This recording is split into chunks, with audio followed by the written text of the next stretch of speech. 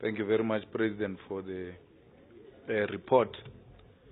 I think our problem starts with the titling of the report, because you call it an activity report.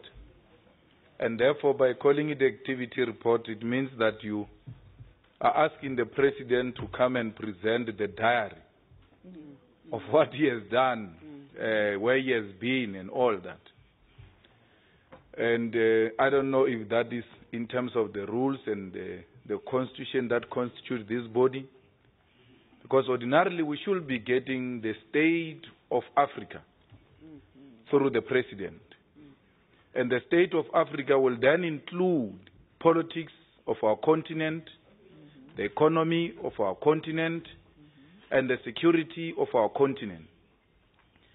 The politics of that state of Africa will, amongst other things, tell us if we are achieving the strategic objective of this institution, or we just talk about which countries we visited and how many days we have spent there and how much we have spent. That is a degeneration. It's not politics.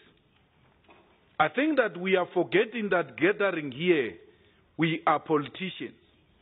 And at all times we must speak politics on how do we reposition Africa as an equal partner in the geopolitics of this world. So the degeneration of diary times and delegations and money is actually an insult to this institution and to the people of Africa. So I think that as we go forward, Mr. President, we may have to retitle this report and we may have to write it differently. For instance, it can't be a report of 3 months. It has to be a report of your term from the last 3 years. When you got in, what were the resolutions? What was your mandate? Have you achieved that mandate? So it's an incorporation of everything else you have been reporting in between since the election and the new elections. But equally, the President should not hesitate to start this type of a meeting with this type of a report, because you ought to set the tone. You cannot speak at the end.